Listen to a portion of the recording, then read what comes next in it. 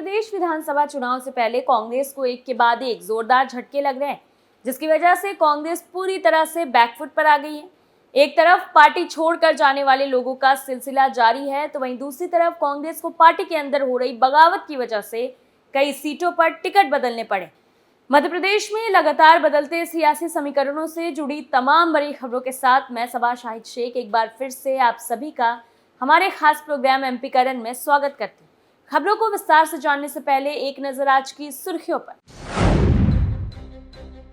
MP में कांग्रेस को जोरदार झटका, 3 नेताओं ने कांग्रेस छोड़ थामा बीजेपी का दामन।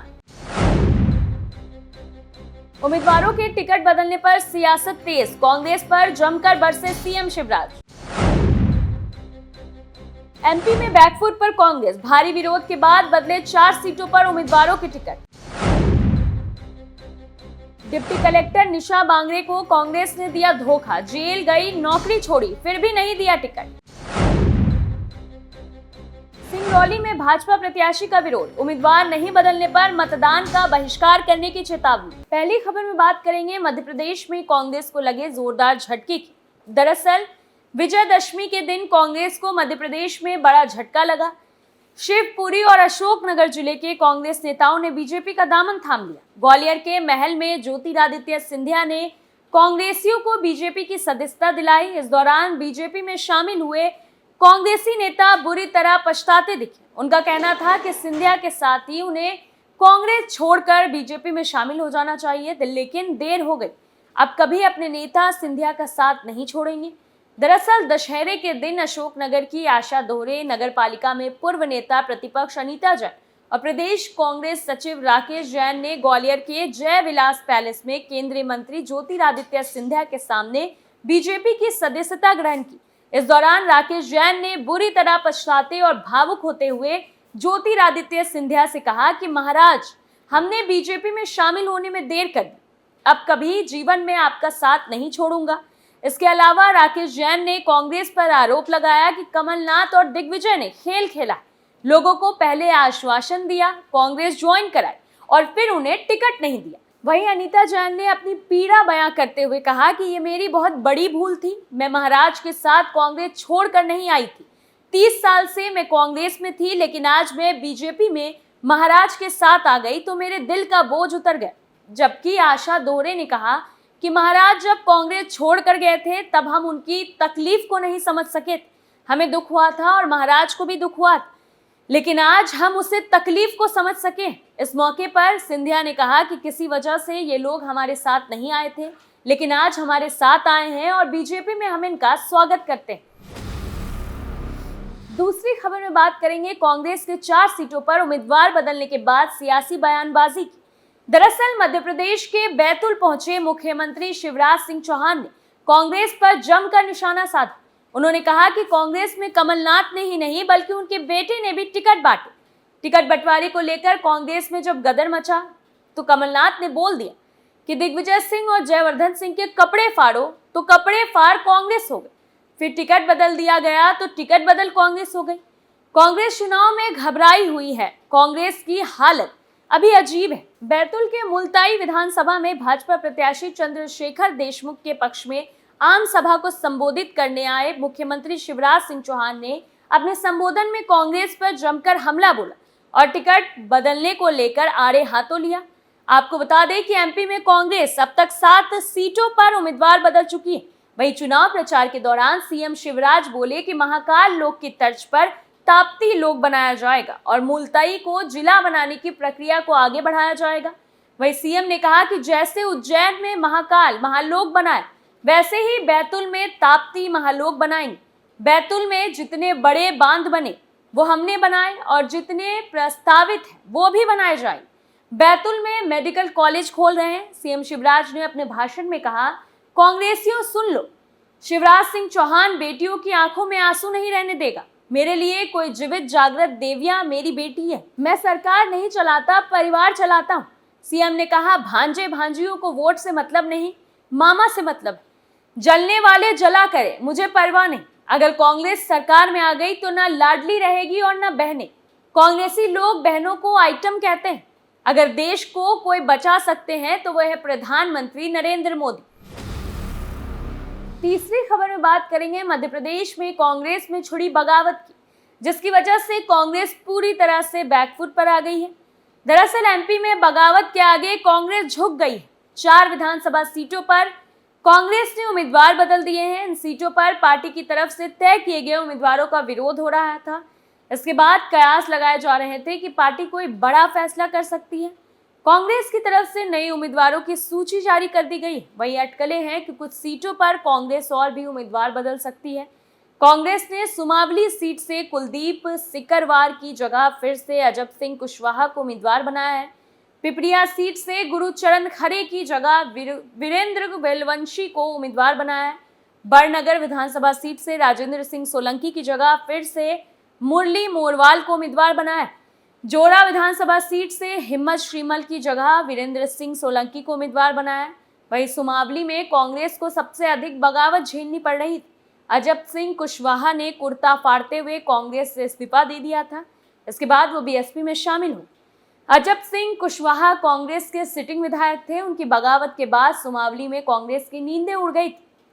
विरोध के स्वर को देखते हुए कांग्रेस को टिकट बदलने पड़े हैं। 4 दिन पहले बीएसपी में गए अजब सिंह कुशवाहा को टिकट दे दिया है। वहीं बड़नगर से कांग्रेस विधायक मुरली मोरवाल को भी पार्टी ने टिकट नहीं दिया था। उनके बेटे पर दुष्कर्म का आरोप था। इस केस की वजह से कांग्रेस पार्टी की बहुत फजीहत हुई थी। मुरली मोरवाल के बेटे की गिरफ्तारी के लिए उज्जैन पुलिस ने इनाम भी घोषित किया था। बाद में पुलिस ने उसे गिरफ्तार कर लिया था। कहा जाता है कि इसी वजह से मुरली का टिकट कटा था। उनके समर्थकों के विरोध के कारण पार्टी बैकफुट पर आ गई है और फिर से मुरली मनोहर को बड़नगर से टिकट दे दिया है। दरअसल इन सीटों पर उम्मीदवार घोषित होने के बाद हर जगह पर विरोध हो रहे थे। बगावत की आग भोपाल में कमलनाथ के घर के बाहर तक पहुंच गई थी। ऐसे में पार्टी के सामने असहज करने वाली स्थिति थी। बड़े नेताओं को उनके समर्थक क्षेत्रों में घेर रहे थे, साथ ही पाला भी बदल रहे थे। ऐसे में कांग्रेस के सामने बड़ी मुश्किल स्थिति थी। बढ़ते विरोध की वजह से कांग्रेस ने यू टर्न लिया है। इसके बाद उम्मीदवार बदलने पड़े। चौथी खबर में बात करेंगे डिप्टी कलेक्टर निशा बांगरे की, जिन्हें कांग्रेस ने बड़ा धोखा दिया है। दरअसल कांग्रेस ने मध्य प्रदेश की आखिरी बची हुई विधानसभा सीट बैतूल जिले की आमला से अपने उम्मीदवार का ऐलान कर दिया है। इस सीट से एक नौकरशाह निशा बांगरे को चुनाव लड़ने की चाहत थी। वो विवादों में फंस गई और उनका टिकट किसी और केस पास चला गया। चुनाव लड़ने के लिए निशा वीआरएस लेना चाह रही थी, लेकिन मध्य प्रदेश सरकार ने उनकी छुट्टी मंजूर नहीं की। इस बीच वो सड़क पर भी उतरी और गिरफ्तार भी की गई। कांग्रेस की टिकट नहीं मिलने के बाद भी वो चुनाव लड़ने के योग्य है, लेकिन निर्दलीय विकल्प पर फिलहाल उन्होंने कुछ ऐलान नहीं किया है। बैतूल की डिप्टी कलेक्टर निशा बांगरे ने मध्य प्रदेश सरकार में वीआरएस के लिए जून महीने में अर्जी दी थी। इसी साल 23 जून को उन्होंने अपने डिप्टी कलेक्टर के पद से इस्तीफा दे दिया था। इस पर फैसला जनरल एडमिनिस्ट्रेशन डिपार्टमेंट को लेना होता है, लेकिन उनके इस्तीफे पर कोई अंतिम निर्णय नहीं लिया गया। राज्य सरकार से वीआरएस को मंजूरी नहीं मिलने के बाद वो हाई कोर्ट पहुंच गई। हाई कोर्ट के अलावा वो सुप्रीम कोर्ट भी गई। एससी ने उन्हें फिर हाई कोर्ट जाने को कहा। नौकरशाह निशा ने फ्रेश याचिका दायर की और राज्य सरकार को उनके इस्तीफे को मंजूर करने के निर्देश जारी करने की मांग की। मामला अभी जनरल एडमिनिस्ट्रेशन के पास पेंडिंग है। वो अनुशासनात्मक कार्रवाई का सामना कर रही है। कांग्रेस की टिकट गंवाने के बाद कम से कम वो इस साल पार्टी की टिकट पर चुनाव नहीं लड़ सकती, लेकिन निर्दलीय चुनाव लड़ने का उनके पास अभी भी ऑप्शन, जिसके बारे में उन्होंने किसी तरह का खुलासा नहीं किया है। कांग्रेस ने निशा बांगरे की जगह पर मनोज मालवीय को आमला से मैदान में उतारा। इसके साथ ही पार्टी ने 17 नवंबर को होने वाले चुनाव के लिए सभी 230 विधानसभा सीटों पर उम्मीदवार उतारने की प्रक्रिया पूरी कर ली है। वहीं कांग्रेस ने 2 अलग-अलग लिस्ट में 229 उम्मीदवारों का ऐलान किया था, लेकिन एक बैतूल की आमला सीट पर उम्मीदवार नहीं उतारा था। माना जा रहा है कि पार्टी ने निशा की दावेदारी को स्वीकार की थी, लेकिन उनका इस्तीफा मंजूर नहीं होने की वजह से पार्टी को उम्मीदवार उतारना पड़ा। फिलहाल हाईकोर्ट के आदेश के बाद भी जनरल एडमिनिस्ट्रेशन डिपार्टमेंट ने नौकरशाह का इस्तीफा मंजूर नहीं किया है। कोर्ट ने 30 दिनों के अंदर फैसला करने को कहा है। पांचवी और आखिरी खबर में बात करेंगे सिंगरौली में भाजपा के विरोध की। दरअसल भाजपा की केंद्रीय चुनाव समिति ने मध्य प्रदेश विधानसभा चुनाव के लिए 5वीं लिस्ट जारी कर दी है। इस लिस्ट में सिंगरौली के देवसर विधानसभा सीट से राजेंद्र मेश्राम को टिकट दिया गया है। वहीं माड़ा के साथ साथ कई बाकी गांवों के ग्रामीणों ने राजेंद्र मेश्राम के खिलाफ जमकर नारेबाजी की। देवसर विधानसभा के लोग इस बार स्थानीय उम्मीदवार की मांग कर रहे थे। दरअसल सिंगरौली जिले के देवसर विधानसभा सीट से बीजेपी ने मौजूदा विधायक सुभाष चंद्र वर्मा का टिकट काटकर राजेंद्र मेश्राम को अपना उम्मीदवार बनाया है। राजेंद्र मेश्राम मुख्य रूप से बालघाट के रहने वाले बताए जा रहे हैं। उन्होंने सिंगरौली में आकर अपना राजनीतिक सफर शुरू किया। 2013 से 2018 तक देवसर विधानसभा सीट पर बीजेपी से राजेंद्र मेश्राम विधायक रहे।